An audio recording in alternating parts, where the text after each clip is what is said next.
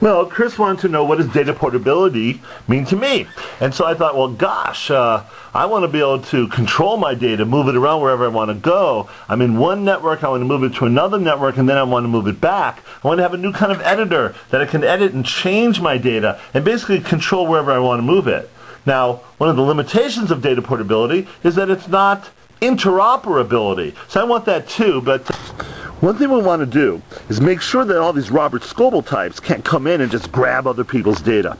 That means that for data portability to work, we have to provide opt-in controls for any user to control whether some other user can grab their data and move it around. Okay, so that, in other words, if I got 100 names on my list, all those people who have opted in and that are going to allow me to export my data, they can get my data, but nobody else.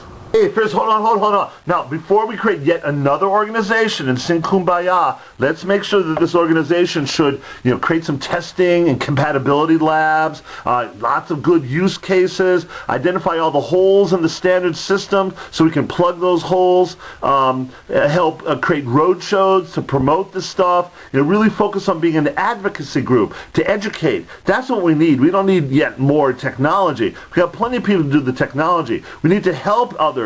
Those existing other groups like the Identity Gang and all these other folks out there, VRM, and build up a knowledge base of answers and help people to advocate, and state our principles clearly.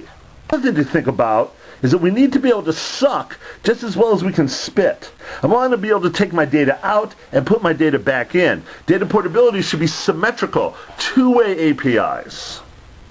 Okay, so obviously, besides plugging my favorite iced tea, any end user out there is going to want to control their own data. They're going to want to move it around. They want to own and possess that data, the power of their own data. Now, this may seem abstract and weird to people. Let's just put it this way. You won't have to enter the same stuff over and over again every time you enter into another account. Talking about your name, your list of friends, your photos, your blog posts, all that stuff that you find yourself entering in over and over again. Wouldn't that be great? Please, for dataportability.org to work, please let's just keep it open and not no exclusive kind of stuff. I don't care how important you are, how the big company is. I tell you what, if the big company gives us lots of money to do testing labs and a road show and all that, well then maybe they can, they can sponsor a dinner.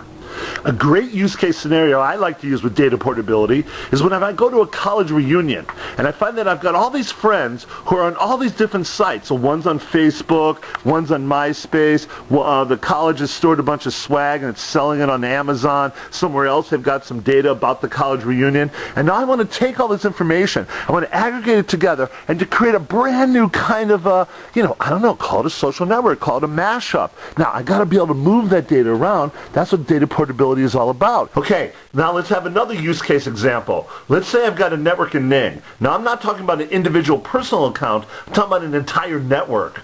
And I'm the network operator. And I want to move that network over to, let's say, I don't know, how about People Aggregator, or Flux, or KickApps, or some other kind of network. Well, I want to move that whole thing over. I got to do my data portability. We did create a Bill of Rights for users of social media.